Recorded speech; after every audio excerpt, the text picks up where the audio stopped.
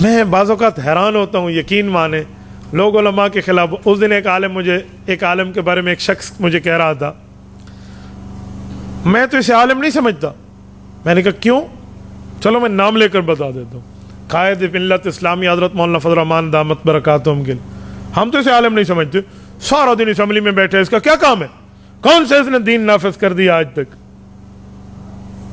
میں نے کہا باقی عالم اس دنیا میں ہیں؟ کہتے جی. میں نے کہا انہوں نے کون سا ملک میں اسلام نافذ کیا؟ جنہیں تم مانتے ہو ان میں سے کوئی ایک مولوی ہے جس نے اسلام ملک میں نافذ کیا؟ ملک میں نہیں کیا تو دین پہ عمل تو کرتا ہے. میں نے کہا مولانا فضل الرحمان نے کون سا دین پہ عمل نہیں کیا؟ بتا. خانقاہ اس بندے کی ہے، مدرسہ اس بندے کا ہے، اس کی اولاد دیندار ہے، صوم و صلات کی پابند ہے، اولاد عالمات ہے، لوگوں سیاستدانوں کی بیویوں بیٹیوں اور پوتیوں تک لوگ جانتے ہیں، اس کی بیوی اور بچوں کو آج تک کوئی نہیں جانتا. 6 لاکھ علماء کا امام ہے. بتا اس نے کون سے دین کو ٹھکرایا؟ میں نے کہا تجھے عالم چاہیے اپنی مرضی کا، باقی باتیں کرنا تمہاری ذمہ داری. کیا نہیں اس نے کون سا دین نافذ کیا؟ میں نے کہا مولانا فضل الرحمان کو آپ نے بنایا کب وزیر اعظم ہے؟ 4 MNA دے کر اسے اسمبلی میں بھیج دیتے ہو اور کہتے ہو اس نے کون سا دین نافذ کیا ہے؟ جنگل کاٹنے کے لیے چاقو نہیں چاہیے، بڑے بڑے آلات چاہیے. کفر کا راستہ روک کے اسلام کے نفاذ کے لیے اسی پوری طاقت دو نا، جتنی طاقت 4 بندوں کی تم دیتے ہو. سلام ہے اس مولوی کو، وہ کفر کا راستہ تو روک لیتا ہے نا یار. اس نے راستہ روکا تو ہے نا. آج تک اسلامی شکیں موجود ہیں آئین میں، اس کی وجہ یہی علماء ہے جو اسمبلی میں بیٹھے. اور مولانا میں ایک مزے کی بات آپ کو سناؤں. ہمارے نوجوان اکثر یہ جملہ کہتے ہیں، اور وہ کہتے تو دین کے درد سے ہیں، لیکن ان کے سینے میں دین کا علم نہیں ہوتا اور وہ غلطی کر جاتے ہیں. وہ کیا ہے؟ وہ کہتے ہیں ہم عالم کی قدر کرتے ہیں لیکن سیاسی عالم کی قدر نہیں کرتے. وہ سمجھتے ہیں کہ سیاست کوئی فضول چیز ہے. جب مولوی بنتا ہے نا تو مولوی کے سر پہ پگڑی آتی ہے جسے کہتے ہیں دستار فضیلت. یہ مولوی صاحب نے پہنی ہوئی ہے تو میرے خیال میں خل مدارس سے ان کی فراغت ہے. دیکھیں نا وہاں کے مدارس والے اس طرح کی پگڑیاں پہناتے ہیں. تو یہ بخاری شریف پڑھنے کے بعد ان کے سر پہ پگڑی سجی ہے. جب تک عالم صحیح مسلم کی حدیث کی کتاب نہ پڑھے وہ عالم بنتا ہی نہیں ہے. صحیح مسلم میں حدیث پاک صحیح موجود ہے. حضرت ابو ہریرہ فرماتے ہیں اللہ کے رسول نے فرمایا کانت بنو اسرائیل تسوسهم الانبیاء کلما ہلک نبی خلفہ آخر وانہ لا نبی بعدی. لوگوں انبیاء کرام انبیاء بھی ہوتے اور سیاستدان بھی ہوتے تھے. جب ایک نبی فوت ہوتا دوسرا نبی بھی آتا اور سیاستدان بھی ہوتا. اور میں سب سے آخری نبی ہوں، میرے بعد نبی نہیں آئیں گے، میرے خلفاء ہوں گے. اور جامع ترمذی میں العلماء ورثۃ الانبیاء، علماء انبیاء کے وارث ہیں. تو جب عالم نبی کا وارث ہے ہر چیز میں نا، مصلی نبی کی وراثت میں عالم کو ملا، ممبر نبی کی وراثت میں عالم کو ملا، نکاح جمعہ عید کا خطبہ نبی کی وراثت میں عالم کو ملا، نکاح طلاق غمی خوشی کے فتوے دینا نبی کی وراثت میں عالم کو ملا. تو سیاست بھی نبی کی وراثت میں عالم کو ملی ہے. ہم بڑے حیران ہیں، مصلی کے لیے تو داڑھی والا ڈھونڈتے ہیں، ممبر کے لیے تو دیندار عالم ڈھونڈتے ہیں، نکاح طلاق جنازہ غمی خوشی کے لیے تو علماء ڈھونڈتے ہیں، سیاست کے لیے کسی وڈیرے جاگیردار اور دنیا دار کو ڈھونڈتے ہیں. کیوں؟ یہ نبی کی وراثت نہیں ہے، یہ پیغمبر کی وراثت نہیں ہے، اس کا نبی کی وراثت سے کوئی تعلق نہیں ہے. یار یہ سیاست بھی تو نبی کی وراثت ہے. یہ میرے پاک پیغمبر نے فرمایا. ایک بندہ کہنے لگا آج کل سیاست فضول ہو گئی ہے. میں نے کہا اگر کوئی ایسے کہہ دے آج کل امامت فضول ہو گئی ہے تو کسی داڑھی منڈے کو امام بناؤ گے اپنی مسجد کا؟ خطیب رکھ لو گے؟ کہتے نہیں. میں نے کہا پھر نہیں، حضور پاک کے دور کو 14 سال گزر گئے ہیں اسی لیے سیاست فضول ہو گئی ہے. میں نے کہا پھر امامت اور خطابت بھی فضول ہو گئی ہے، 14 سال گزر گئے. تو اگر وہ محفوظ ہے تو یہ بھی محفوظ ہے. وہ خدا کے بندے سیاست دین کا جزو ہے، سیاست شریعت کا حصہ ہے، سیاست اسلام کا پارٹ اور حصہ ہے. آپ کیسے کہتے ہیں یہ نہیں ہے؟ اور جس بندے نے اس میدان کو سنبھالا ہے وہ تو رسول اللہ کی وراثت میں سنبھالا ہے. تو کہتا ہے میں سارے مولویوں کو مانتا ہوں، سیاسیوں کو نہیں مانتا.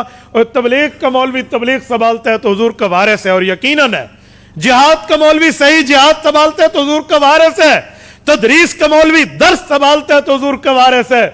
تزکیہ کا مولوی خانقاہ میں دلوں کو اللہ اللہ کرنا سکھانا اگر سنبھالے ہوئے تو حضور کا وارث ہے، سیاست جس عالم نے سنبھالی ہے وہ حضور کا وارث کیوں نہیں ہے؟ یہ تمہیں کس نے کہہ دیا یہ رسول اللہ کا وارث نہیں ہے؟ اور میں ایک جملہ کہتا ہوں، رمک کے مسلمانوں، دل کی تختی پر غور سے یہ بات ذہن میں رکھنا، یہ جو لفظ ہے نا کہ ہم مولویوں کو مانتے ہیں سیاسی مولویوں کو نہیں، یہ سب سے پہلے کس نے کہا تھا؟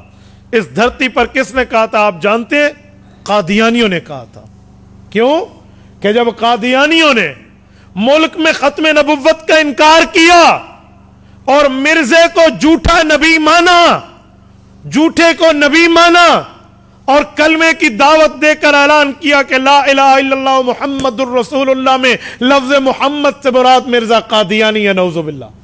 انہوں نے اعلان کیا کہ ہمارا نبی مرزا ہے، اس پر فرشتہ اترتا ہے جس کا نام ٹیچی ٹیچی ہے، اس پر سنسکرت زبان میں آیات اترتی ہیں، اور قادیانیوں نے اپنا مذہب بنایا اور حضور پاک کی ختم نبوت پر ڈاکہ ڈالنے کی کوششیں کی۔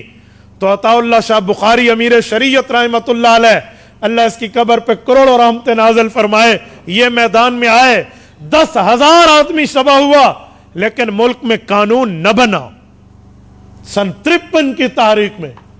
لیکن جب سن 1974 آیا، اس وقت اس ملک پر اللہ کی ایک رحمت تھی، ایک سیاسی عالم اسمبلی کا ممبر تھا جسے دنیا مولانا مفتی محمود کے نام سے یاد کرتی ہے رحمہ اللہ، یہ اسمبلی میں تھا، سیاسی بھی تھا، مدرس بھی تھا۔ اس نے قومی اسمبلی میں اعلان کیا، اس وقت کے وزیر اعظم جناب ذوالفقار علی بھٹو، اللہ ان کی مغفرت فرمائے، اس کا بہت بڑا ختم نبوت میں ہاتھ ہے، ان کی موجودگی میں کہا کہ آج ہم حضور پاک کا نام لے کر حلف لیتے ہیں، ہم حضور پاک کا نام لے کر خود کو مسلمان کہتے ہیں، اور رسول اللہ کی عزت اور ناموس اور ختم نبوت پہ حملہ ہے، ہماری اسمبلی کس لیے؟ ہم کس چیز پہ ایم ایل اے بن کے بیٹھے ہیں؟ آپ اس چیز کا فیصلہ کرو۔ تو اسمبلی چاہتی تو یک طرفہ فیصلہ کر سکتی، تو نے یک طرفہ نہیں کیا، انہوں نے کہا جی قادیانیوں کو بلواؤ۔ قادیانی اپنے خلیفہ سمیت آیا، اپنے بڑے سمیت آیا، نائب نبی سمیت آیا، اور 13 دن وہ اسمبلی میں موجود رہے۔ 13 دن انہیں بہت سا ٹائم ملا، اپنے آپ کو مسلمان ثابت کرو، دلیلیں لاؤ، ثبوت لاؤ، ایویڈنس لاؤ کہ تم مسلمان ہو اور تم حضور کے ختم نبوت کے منکر نہیں ہو، حضور پاک کی شریعت کے انکاری نہیں ہو، دلیلیں لاؤ۔ 13 دن تک بحث چلی۔ ادھر سے مولانا مفتی محمود مسلمانوں کے قائد تھے، باقی علماء سمیت تمام مکتبہ فاہے فکر جتنے اہل سنت والجماعت اسلام کے ہیں وہ سارے موجود تھے، اور ادھر سے قادیانیت تھی۔ 13 دن بحث ہونے کے بعد کفر ہار گیا اور اسلام جیت گیا۔ یہ اسلام کو تو اللہ نے ضرور جتوایا، سبب یہ سیاسی عالم بنا ہے، یہ سیاسی شخصیت بنی ہے، اور مولانا مفتی محمود نے مرزے کو کافر اقلیت قرار دلوایا اور ملک میں قانون بنوایا کہ جو ختم نبوت کا منکر ہے وہ اپنی عبادت گاہ کو مسجد نہیں کہہ سکتا، وہ کلمے کا اعلان کے اوپر دعوت نہیں دے سکتا، وہ خود کو مسلمان نہیں کہہ سکتا، وہ کافر اقلیت قرار آ گئے۔ 7 ستمبر 1974 کی لیجسلیٹو اسمبلی نے، آج امن ہے پاکستان میں، تمہیں کوئی قادیانی دعوت دیتے نہیں ملے گا، کوئی مرزائی حضور کی ختم نبوت کے انکار کو اعلانیہ آتے ہوئے نہیں ملے گا۔ وہ چوٹ کس نے ماری تھی؟ سیاسی عالم مفتی محمود نے ماری تھی۔ تو جب قادیانیوں نے وہاں چوٹیں کھائیں اور ماں باپ کی توبہ نکال کے انگلینڈ دفع ہوئے، جب مرزا طاہر اور مرزا ناصر وہاں پہنچے، انہوں نے پروپیگنڈے کے طور پہ سوچا کہ اب مقابلہ تو مسلمانوں کا ہم یوں نہیں کر سکتے، قانون بن گیا ہے، آئین میں ترمیم ہو چکی ہے، اب مسلمانوں کے لیے ڈیوائیڈ اینڈ رول، انہیں لڑاؤ اور اپنی کام کی تقویت دو۔ انہوں نے یہ شوشے پھیلانا شروع کر دیے۔ مدرس عالم تو عالم ہے، تبلیغی عالم تو عالم ہے، خانقاہی عالم تو عالم ہے، امام اور خطیب تو عالم ہے، لیکن سیاسی عالم نہیں ہے، ان کو نہ مانو۔ یہ جملہ قادیانیوں نے معروف کرایا۔ سن 74، آج سے 50 سال پہلے یہ کام شروع ہوئے، اور چلتے چلتے آج ہمارے مسلمان نوجوان یہ جملہ کہہ دیتے ہیں، ہم عالم تو مانتے ہیں، سیاسی عالم نہیں مانتے۔ ان کے دل میں دین کا درد تو ہے، لیکن دین کا علم نہیں ہے، پتہ نہیں ہے یہ جملہ قادیانیوں کا ہے۔ اور آج ہم کہہ رہے ہوتے ہم انٹرنیٹ پر لکھ رہے ہوتے ہیں اپنے موبائل سے, پیسے ہمارے, پیکج ہمارا, وقت ہمارا, آئی ڈی ہماری, موبائل ہمارا, ہاتھ ہمارا, اور ہم قادیانیوں کی باتوں کو شیئر کر رہے ہوتے. میرے دوستو کچھ تو سمجھیں, ہم علماء نے یہ کام کیا ہے, اور جو کام سیاسی عالم نے کیا ہے نا, مرزے دی منجھی اس سے ٹھوکی ہے. جی ہاں, حقیقت میں مرزے کی منجھی انہوں نے ٹھوکی ہے نا, اسی لیے اس کو عالم تو چاہیے, سیاسی عالم سے قادیانی ڈرتا ہے.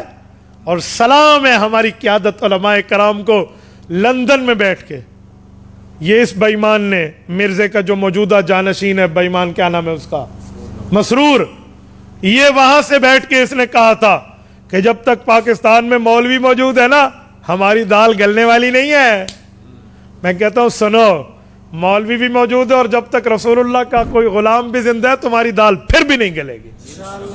تو یہ تو سیاسی علماء نے کیا, اور ہم اپنے سیاسی اختلافات کی بنیاد پہ سیاسی علماء کے خلاف باتیں کرنا شروع کر دیتے ہیں. خدا کے لیے کچھ سمجھ کے بات کیا کرو. عالم عالم ہے, وہ نبی کا وارث ہے, وہ تبلیغ میں جائے, وہ جہاد میں جائے, وہ مدرسے میں جائے, وہ خانقاہ میں بیٹھے یا وہ اسمبلی میں بیٹھے, وہ نبی کا وارث ہے. ایسی بات نہیں ہے. اور آپ کو تو فخر سے سر اٹھانا چاہیے, سر اٹھا کے, سینہ اٹھا کے چلنا چاہیے کہ اللہ نے ہمیں وہ قیادت عطا فرمائی ہے علماء کی, وہ جرت مند غیرت مند ثبوت علماء دیوبند کے رب نے ہمیں عطا فرمائے, جو رہتی دنیا تک اپنی مثال چھوڑ کے گئے. آج بدترین مخالفت ہے علماء کی حکومت میں, اس کے باوجود بھی قائد ملت اسلامیہ پہ ایک ٹیڑھی کرپشن کی ثابت نہیں ہوئی, ایک ٹیڑھی. اور جرت ہے تو یہ کر کے دکھا دیں, ان کو کل سمجھ آ جائے گا کہ علماء پہ ہاتھ اٹھانا کہتے کیسے ہیں, سمجھ آ جائے گا. تو یہ سب سے کم دلیل ہے. آج لوگ بہت ہوشیار ہو چکے ہیں, عوام پاگل نہیں ہے, عوام کو بدھو نہیں بنایا جائے گا. یہ جو علماء کے خلاف باتیں کرتے ہیں نا, تو لوگ انہیں کہتے ہیں بھی اگر تمہاری باتوں میں وزن ہے نا, تم اتنے سچے اور ثبوت ہو, تو جاؤ اس مولوی کے خلاف عدالت, ای پیو کو گجا کو نا, اس کو کہے نا, اسے کوئی کہنے والا نہیں ہے. تو اسی لیے علماء کے خلاف نہ بولا کریں, اپنی آخرت بھی دیکھیں, اپنی دنیا بھی دیکھیں. انہوں نے اس چھوٹی سی طاقت پہ جو 4 مہینے آپ دیتے ہیں, انہوں نے وہاں بند باندھا ہے. کسی کی جرت نہیں ہے کہ وہ اسلام کے خلاف بات کر سکے. یہ حکومت موجودہ آئی نا, انہوں نے اپنا وزیر خزانہ کسے رکھا, عاطف قادیانیوں کو. یہ علماء کی محنت تھی, ان نے آواز اٹھائی, اور ملک نے عوام میں آواز اٹھائی, یہ مجبور ہو گئے قادیانیوں کو واپس بھیجنے میں. ایسا نہیں ہے, آپ بے فکر رہیں, آپ کو محاذ میں اسلام کی صف اول میں یہی سیاسی علماء قیادت کرتے ہوئے نظر آئیں گے. آپ نہیں کرتے, نہ کریں نہ سیاست, لیکن علماء کے خلاف بول کے اپنی عاقبت برباد بھی نہ کریں, اپنے قیادت پر اعتماد رکھیں. تبارك الذي نزل الفرقان على عبده ليكون للعالمين نذيرا.